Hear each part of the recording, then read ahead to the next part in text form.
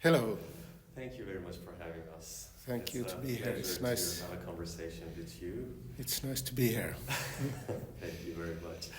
Okay, let's start with a little bit of introduction. For our audience who want to get to know better, please introduce yourself a little bit and tell me how long you've been into the art world, basically. Well, you may be surprised, but I'm not that young anymore, so I've been in the art world for about 25 years. Mm-hmm. It was a little bit by chance I got into it. I started to study philosophy and at the university and art education and so on, but after a while I found myself doing just being in the sculpture department and just doing sculptures. I went to the Academy of Fine Arts and then became a sculptor, but for me really art as an art like art objects is not that interesting for me. I'm interested in languages and building new kinds of meaning and what it means. So the philosophical part is still there very much. Okay, so you're educated in philosophy, Yeah. and how does it affect on the your art creation at most?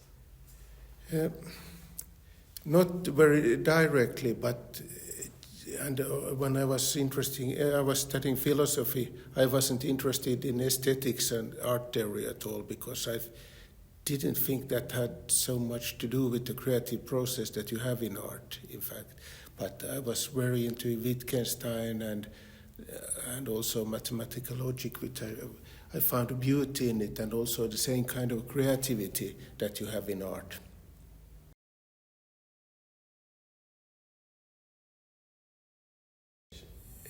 Not at all.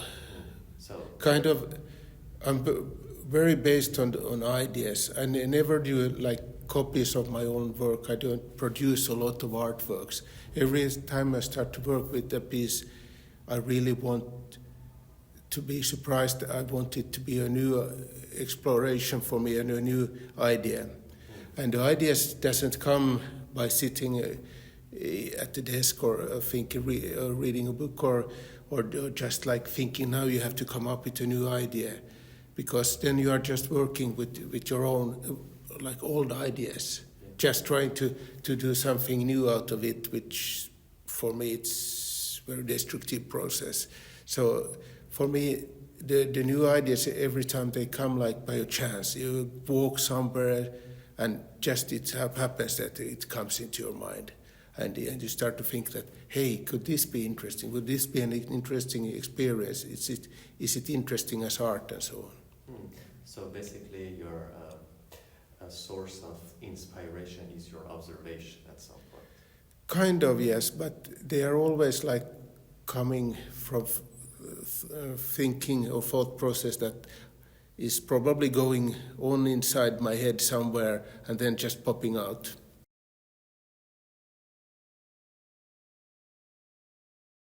I don't know if this is an answer to the question, but I have never been like interested in the art world and so on.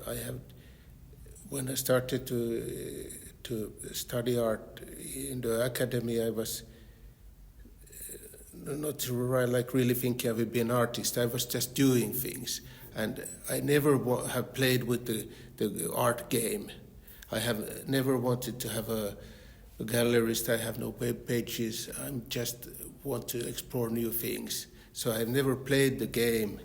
And for me, I know it's a very kind of naive concept of being an artist, that all the time that you have to have the creativity, build up your new things. But for me, it's the essence of kind of life. And it happens to be that art is the way I express it. But I don't feel I want to be part of kind of the art business or in that.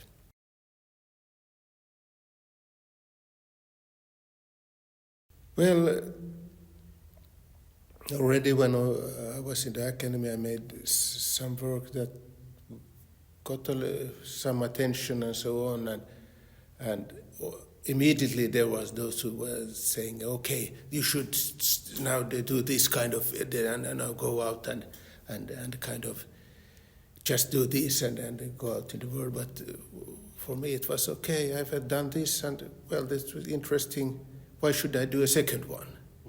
And all the play about building up your own kind of reputation, your style, what you say as an artist, it's for me it's not very interesting, and it's more for me it's more like just objects then. For me the ideas are the important thing.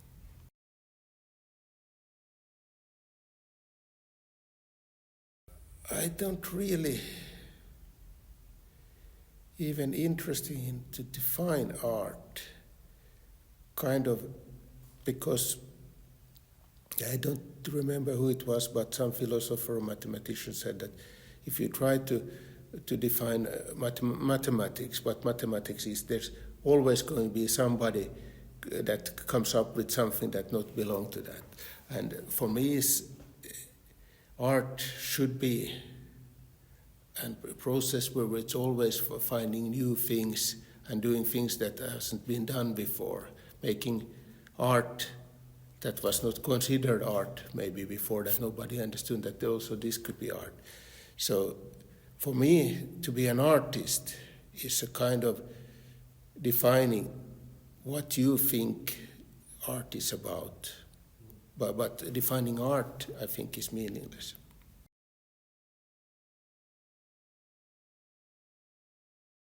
Well, it starts because I usually do quite big work, so it takes a lot of time because I really want to make everything myself, to have the control and also not be limited to have some money to do that, because it's much cheaper if I do it. I can then decide what I would like to do if I can do everything myself. Of course, there's still the material cost, but still I have no pressure to do something just for the money. And yes, so often when I made the previous things ready, I'm just really depressed because I don't know what to do. I have no idea what should I do. Should I think of starting to do something totally different profession or something that nothing is going to be anymore. But then if I get an idea, and it can be a hard process, and it's never works that I sit there and now I should get an idea and but you have to kind of forget about that. Then you may get an idea. And after that, then it's simple. Then it's about logically thinking how to do that work, how to make it work, how to get the audience to get the experience that you want them to get. And then it's like always trying out. One important thing when I was teaching in the academy a long time ago, really the thing I tried to teach was that you don't have to go directly with the right material, but you can make it a table for a card box or whatever, and try to build it, the setting, it's very easy to test it before you going further and buy the right material and so on. So it's a process about testing, feeling, which is of course very strange because on the other hand, I can never feel the same that the one who's coming for the first time to the exhibition, because I kind of know how it should work. So it's very hard to really see what the person who comes first time will see.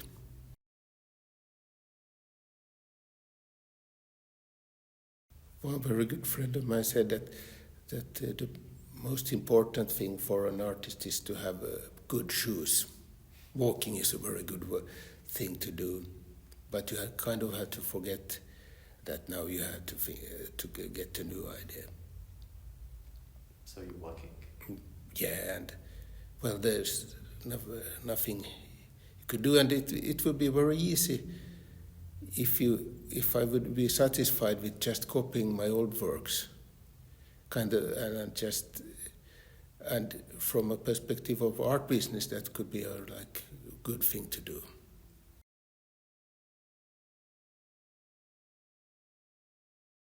Very much a morning person. Morning person? Yeah. When do you get up usually? 5, 6 o'clock. And then now for this exhibition, I had usually routine going, start about 7 o'clock in the morning, 8 o'clock, and go to my studio in Espoo. And then we'll be there to about 4 or 5, and then drive home with my electric motorbike, and then I will eat something, and then I will sit with the computer and work with the computer for 3 or 4 hours with the things that I need that. Because in my studio in Espoo, I have all the tools, good metal and a woodworking workshop, so I can do whatever there, but with the computer I prefer to be at home.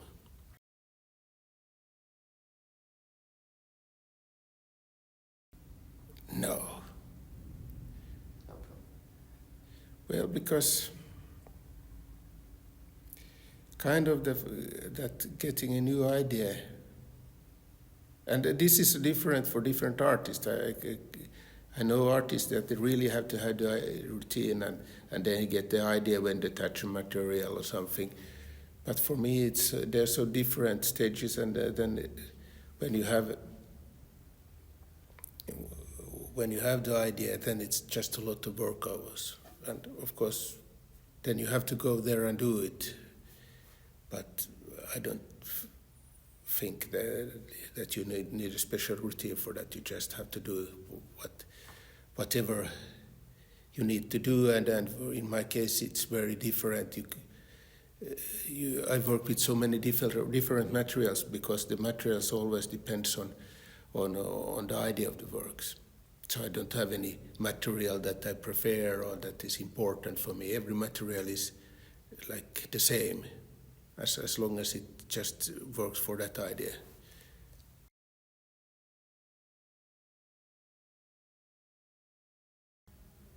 I don't say that I have any good solutions for those failures. That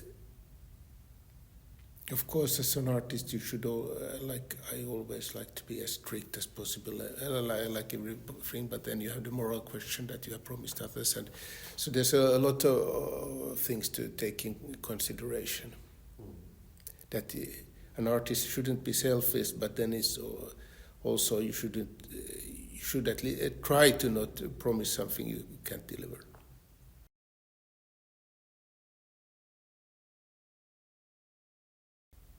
Of course, when I was younger, I made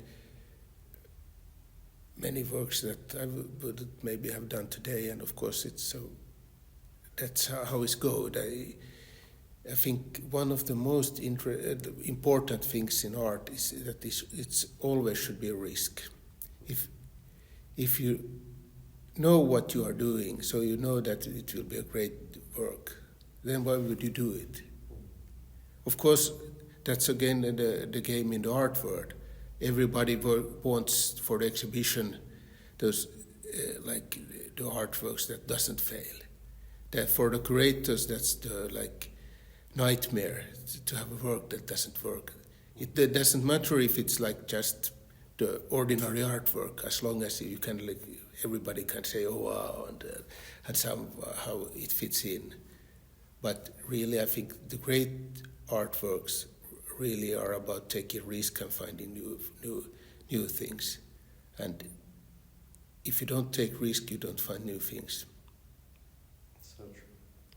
Yeah, this is really important, I think, in the art process. Yeah, but that's something that is missing very much in the art world nowadays. How come? How do you think so? Well, that's a bigger story about how everything builds up, but so let's not go into that.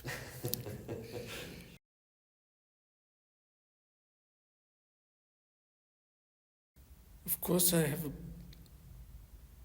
background in a family that was really interesting in art and culture, and So I have been taken to art museums when I was young and so on. So I kind of knew what art was about. The problem is you had to kind of have to forget that, and because it's so easy to go and do something that looks like art. And I think that's the biggest enemy to interesting art, to do something that just looks like art. So I have a background I know classical music, jazz music and so on from my youth. Kind of the things that I experienced when I was young is kind of in the background. Now what really much inspires me is that I have good friends that are musicians and very interesting musicians and so on, and also from other fields, and to discuss with them and do collaboration and so with them is something that inspires me very much. And that has opened a new world for me.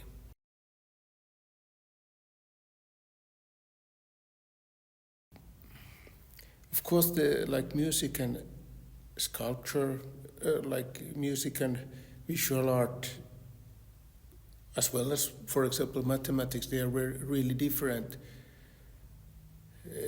languages, and there's big differences in how they work, and what you can say with them, and all concepts. But what interests me that we have the same kind of passion for finding new things and going forward.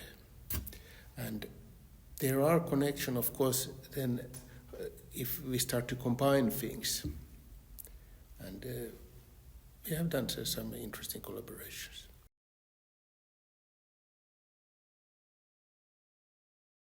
Yeah, well, this video starts from that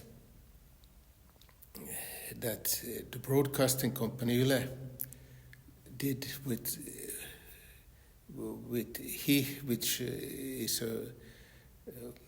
three friends, musician friends who organize a lot of concerts, and they are my friends, and the broadcasting company wanted to make a 7-hour-long direct broadcasting in television from their concerts, and then they asked me that, is there something I could do?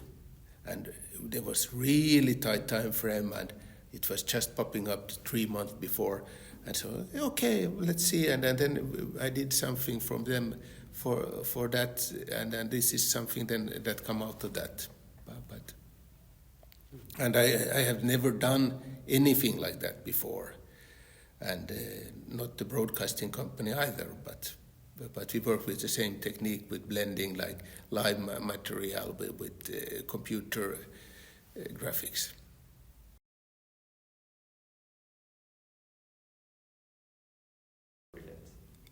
Kind of, yes.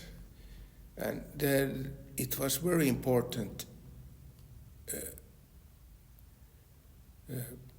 There were several moments where I understand what is the meaning of the idea and so on, because I just got into the academy, not started to study there yet, but I was in a bus. I know exactly where on Mäkelänkatua when I started, saw some kind of reflection of myself. But then I thought that, what would happen if I would see the world around me reflected, but not me? And I came up with, it was bang, the idea about doing a work where you can see yourself, but you can't see everything else. And that became a quite important work for me, but it was also the moment when I understand that, hey, this is an interesting work. And also understanding, hey, this is the essence when you have tried to be still do, as you are young, trying to do something that goes like art, would fit in an exhibition and so on.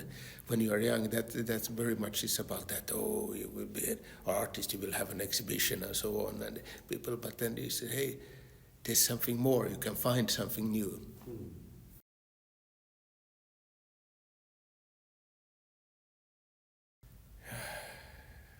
I don't know. like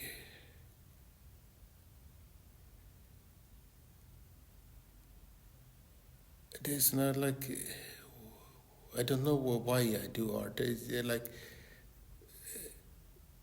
I could do maths or whatever. It just happened that I go into that, and it's the feeling when you start to find something new and go. But sometimes it's very hard process, and you're very alone with it.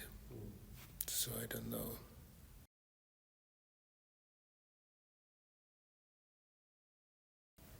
Very much, but that's also intentional, because I never put like names or titles of on my works or something, because I think that the artwork should be, or the message or the content of the artwork is what the audience get when they see it, and they're in their direct contact. I don't want to give some like hint or like tell them you should go and see this, you should see that, or write a long text about what it is, and that's something also that disturbs me in the art world, that there's a lot of works that people think is fantastic, and it's much about what they tell, what it's in it, or what texts around it, and what it should be. But if you look at really the artwork, it's not really there. But with that mirror where you can't see yourself, I remember it has been quite often, like in Kiasma, exhibited in Kiasma, and one of the guards in the Kiasma told me that there had come a woman out of it, a 45-year-old woman about. And she was so happy because she had divorced a few years earlier, and her husband had said to her that he can't see her anymore. Like she has become invisible for him. And now, with this artwork, she could feel how the husband had felt. And, that's something you can't do a work, sit down and think, now I should do a work that works like that. But if you do something that pushes somebody somewhere and something happens in the spectator's brain, then you suddenly have something very unexpected.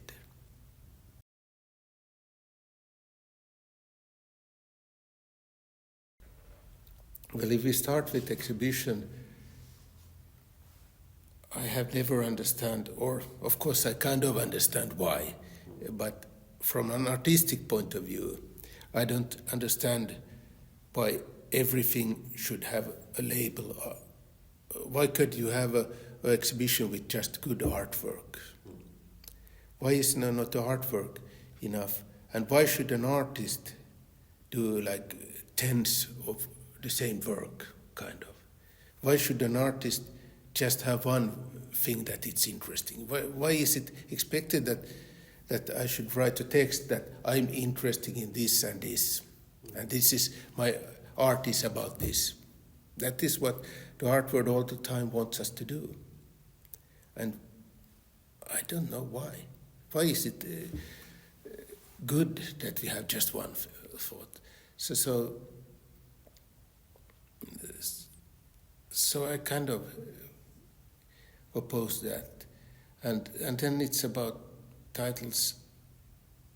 It's so easy to try to write text, and then people say, oh, this is about environment or social problems or whatever. But it should be in the artwork, not in the text on the flyer or so on. And yeah, and so I want the artwork to be like honest in that way.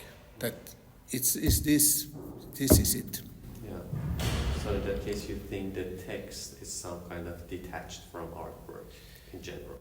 Well, of course there are artworks where it makes very much sense, and some texts about art make very much sense. But it shouldn't be that the artwork makes sense just because of the text, because then you usually end up with quite boring artworks, and which gets the value by the text and so what it's talked about. And I think it's just dishonest if you don't have it really in the work itself.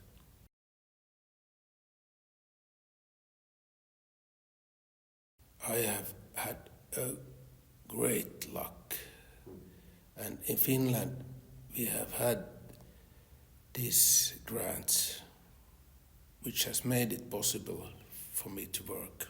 Without that it wouldn't have been possible. And the great question for me just now is that I think that I have had my share.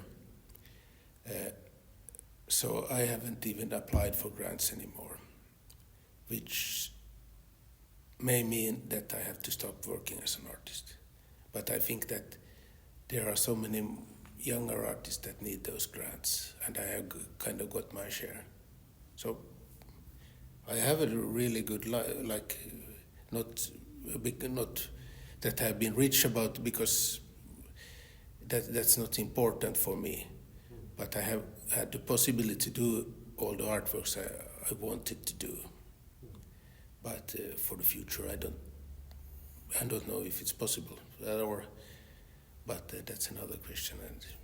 But I'm happy with how it has gone, and I'm really thankful to have had the possibility to do all these things. And I feel very sorry for the new artists just coming. And of course, you could also go that way, that try to be as commercial as possible, but I don't think that the art world will be very interesting. The commercial art world is not very interesting to me. I don't have my web page, so I've never tried to sell, and I've never tried to be a name in the art world.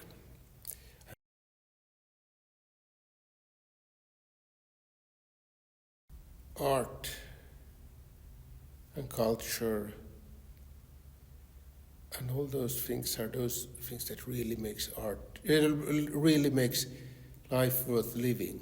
Like I don't know why to get a new brand new car or get more money or something. I think really what is meaningful is to find new things, interesting things that stimulates you. But on the other hand, if the world around us doesn't think that they need us, so I have no right to say that this should be important for the society or something. So you think that in this situation, art is to balance the society at some point, the behavior and everything? Well, I think just in this moment, art doesn't play any important role for the society as a whole, which is very sad. That tells a lot about the society,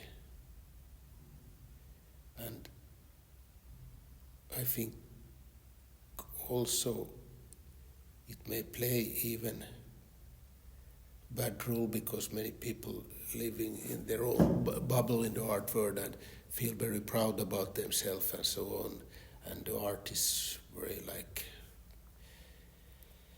kind of it deals with important questions, but I don't know if I really have found any answers in those important works, or is it just a way of building their own bubble? And I think it's sad, but I think everybody has to build their own, what is the meaning of life and so on. And for me, I can just tell what is important for me. or I don't know if I can tell it, I can feel it, and I don't know if I have the right words for it.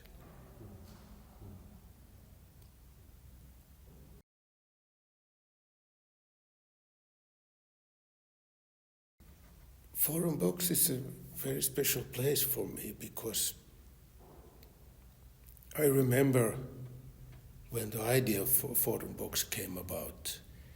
I was studying, we were doing a live model in the sculpture department when Kain Tapper, who was our teacher, and Radoslav Gryta came back. They had gone to galleries and just heard about the Art Tech gallery that it's going to away, and it was very important place for Kain. He had been exhibiting there all the time and so on, and he was very angry and decided that we should we should start our own place.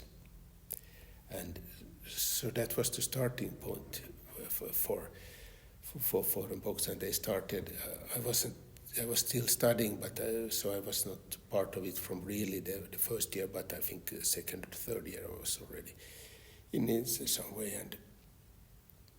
And the really nice thing with that Kain said that he would never exhibit here because he didn't do it for himself, but to get like possibility for other artists to exhibit in this like beautiful space.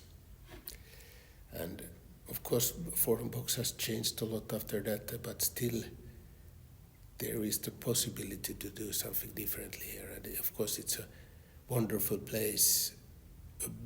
Like there's no other exhibition place like this, like just a space.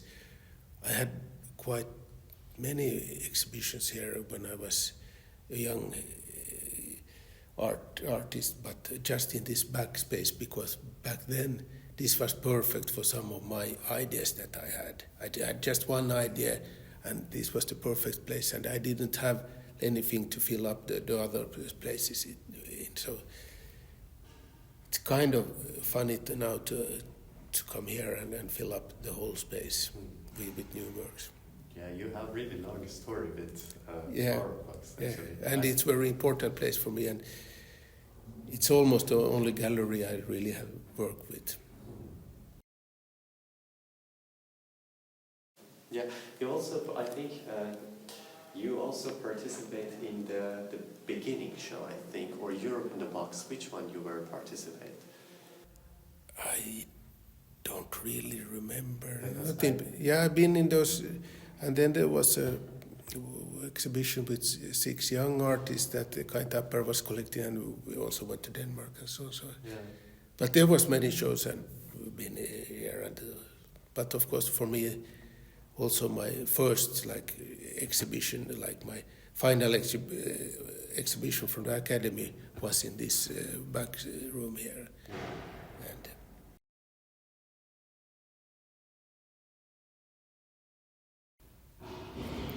kind of it would be that be less stubborn and the life would be much easier. But I don't know. I have kind of feel that I have done a lot. There's a lot of things that I could have done better and should have done better or differently and so on.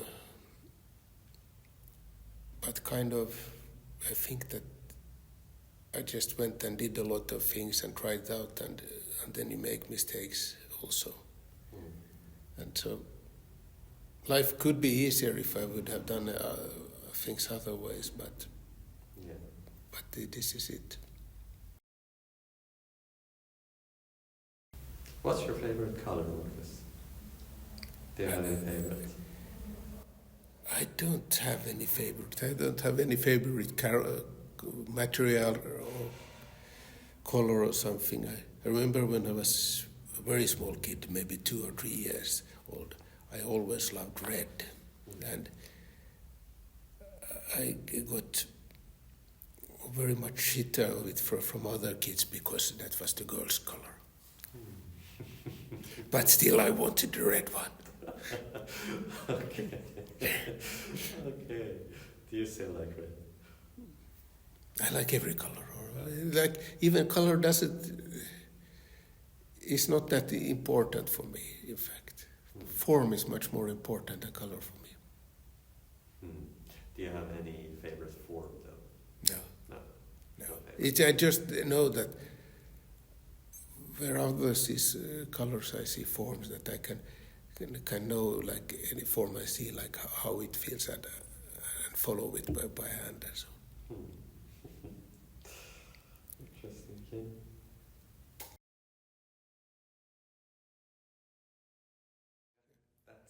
That's all. Okay. Really good question, even if they were hard. I try to make it as easy as possible, but sometimes but it should be hard questions because that's the only way to make it interesting. If you can take that. Oh yeah, this side. No.